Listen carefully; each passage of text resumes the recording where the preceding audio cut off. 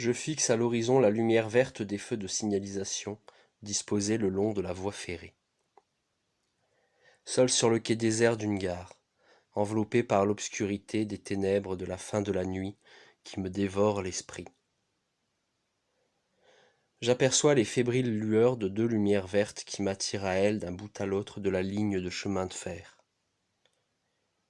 Cette vision d'absinthe déchire en deux mon être tout entier. Je sais que l'une de ces deux lumières vertes pointe vers ce qui sera mon destin. L'une m'indique mon passé, l'autre mon présent, et les deux ensemble mon avenir. Je sais que je dois en choisir une, et mon choix est fait depuis longtemps. Mais quand je tends la main pour tenter de la saisir dans un vain espoir, c'est l'autre qui m'attire à elle si violemment que le sol se dérobe sous mes pieds, et que du quai de la petite gare à 8 heures du matin, me voilà plongé au beau milieu du tumulte d'un océan déchaîné. Je suis une énigme pour mes semblables, parce que mes actions ne sont motivées ni par l'envie, ni par l'ambition, ni par l'argent, seulement par l'amour. L'amour de la vie, l'amour de ce que je fais, l'amour des gens que je rencontre, sans les juger. Je veux sortir de cette léthargie dans laquelle me plonge la morosité de mon existence. Je veux annihiler les troubles obsessionnels qui me rongent l'esprit. Que l'on m'extirpe le poison qui s'est infiltré par la plaie béante de ma fragilité émotionnelle.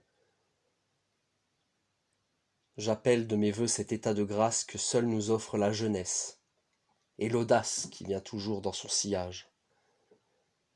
État de grâce que je n'ai plus connu depuis ma venue au monde dans l'âge adulte, et que je cherche à recréer artificiellement, dans le laboratoire de mes états d'âme, dans la chambre noire de mes pensées, à grand renfort de clichés photographiques, de lectures subversives, d'écritures déchaînées, de goûts musicaux éclectiques et d'un style vestimentaire hétéroclite. Voilà ma quête de la fontaine de jouvence. Je ne trouve pas ma recherche de la jeunesse éternelle moins profonde que celle qui consiste à se tartiner le visage de crème anti-âge. Vu de chez moi, le printemps fait claquer ses premiers bourgeons en avance. L'heure du grand dérèglement arrive un peu plus tôt chaque année. Je vois les gens qui continuent de courir, de s'agiter dehors, comme si de rien n'était. Il fait beau, c'est vrai. J'en profite pour écrire quelques lignes au jardin, assis dans une vieille chaise en plastique déglingué. Il faudra qu'on achète des transats cet été. Pour l'heure, cette pensée superficielle s'évapore en fumée au-dessus de la cité minière, dans cette rue qui a vu défiler des générations entières d'immigrés italiens. Les années passent, on descend la rue, toujours du même côté, toujours sur le même trottoir. Gamin, j'apprenais à rouler à vélo dans cette rue. Je prenais des gamelles, des gadins, je m'écorchais les genoux au bitume sous le soleil brûlant de l'été 97. C'est un peu de mon sang que j'y ai laissé, un peu de mon ADN qui m'a toujours ramené ici, rue de Lyon, à mon enfance de petit-fils et d'arrière-petit-fils de mineur. 20 ans ont passé, je remonte en selle. La vie est devenue mon vélo. Je tombe plus souvent, je me relève moins bien de mes chutes. Je continue pourtant. Je dois être plus tenace que ne le pensait l'enfant que j'étais. Tout a changé. Je continue d'avancer. Je regarde les infos, les attentats, la guerre en Ukraine, la réforme des retraites. Le monde devient dingue. Il y a quand même un problème. On voit bien que ça ne marche pas. N'attendons pas. N'attendons pas quoi? Quand on ne s'attend plus à rien, est-ce qu'on ne s'attend pas à tout? Moi, j'attends la Formule 1, les 24 heures du Mans, le Paris-Dakar, le Vendée-Globe, la Route du Rhum, le Tour de France, Roland-Garros, le tournoi des 6 nations. J'attends tout ça pour remettre mon polo gauloise et m'en griller une devant la télé. Mais la Coupe du monde de foot au Qatar et les Jeux olympiques de Pékin, ça vaut pas le coup que je sorte mon polo gauloise de l'armoire pour si peu. Que suis-je devenu? Souvent j'interroge ma vie et elle me répond. Elle a le culot de me répondre. L'affront passé, elle me montre ce que j'ai été, ce que je suis et ce que je risque de devenir. Parfois j'aime ce que je vois et parfois non. Il y aurait bien 100 000 façons de raconter les épreuves, les euphories, les victoires et les défaites. Il y aurait bien 100 000 regrets à avoir quant aux petites lâchetés, aux désillusions et aux grandes espérances. Et si demain tout s'arrête, que restera-t-il? Quelle poussière et quel morceau de moi? Quels que soient les obstacles, j'avance. Branché sur courant alternatif, j'avance. Je remonte le long des câbles, des fils électriques. J'avance. De la prise de courant jusqu'à l'interrupteur, et de l'interrupteur jusqu'à l'ampoule. Je cours. Il n'y a pas d'issue, pas d'échappatoire, pas même une fenêtre, une lucarne, dans ce long couloir qui mène à la mort, comme l'essence dans la pompe, du réservoir au pot d'échappement, en passant par le moteur. C'est l'explosion dans mon crâne. Le courant me remonte les nerfs, comme dans un caténaire. Spasme musculaire. Ma tristesse est immense, mon chant silencieux, mon corps démoli et ma tête en friche.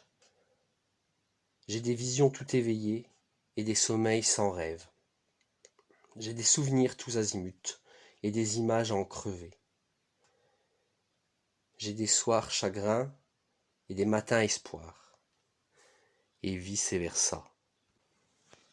Enfin, je crois. Je suis béton, forêt, désert. Je suis jungle, sommet, rivière. Je suis saison, été, hiver. Je pleure sous la neige et ris sous la pluie. Mon cœur est soleil et mon esprit minuit. J'ai des infos en vrac dans les oreilles et des amours à jamais dans les yeux. J'ai le sanglot facile et le sourire aux lèvres. J'ai le sanglot tacite et le sourire factice. Rien ne m'est égal et tout m'indiffère. Tout m'est égal, Xanax et somnifère. Maladie invisible. Malaise avec moi. Tant pis pour les faux semblants.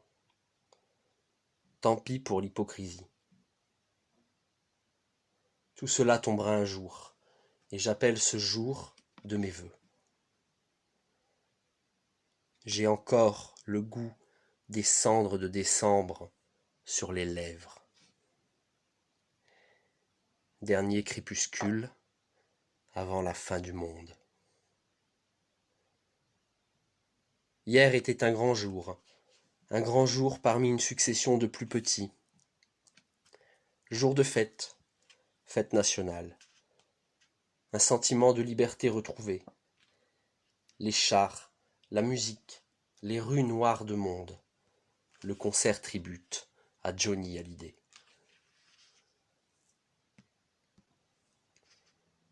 Ce matin, les rues sont désertes, ou presque. À peine quelques voitures qui passent sous le ciel de juillet. Je remonte la rue principale, en suivant le chemin que me tracent les confettis, itinéraire fantaisiste du défilé de la veille. L'ivresse du jour férié est passée. La liesse et l'allégresse aussi.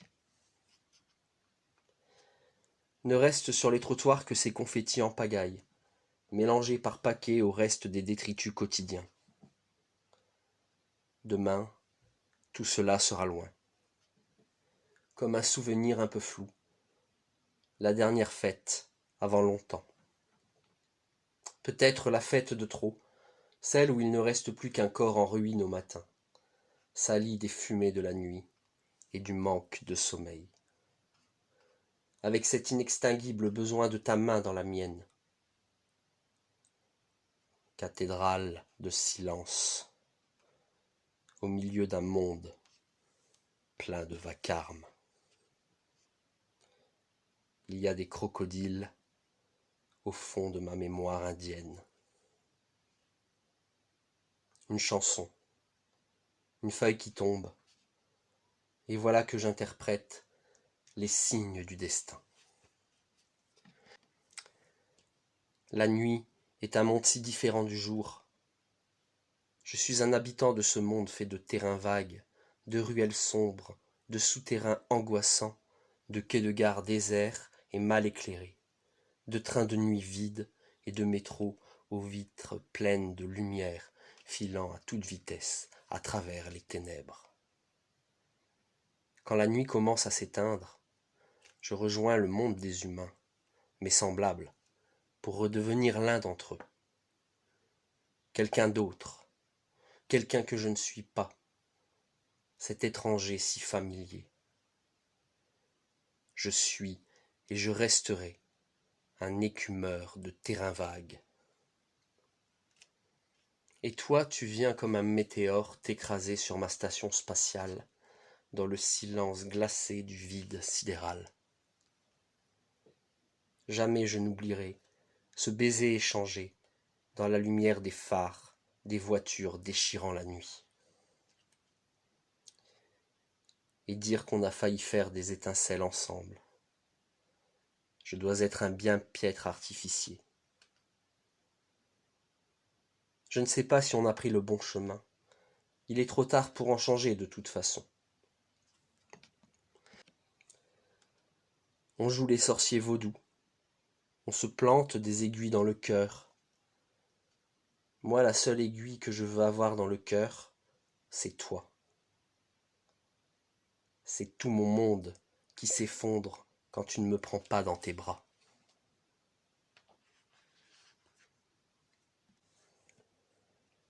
Le soir tombe sur la ville.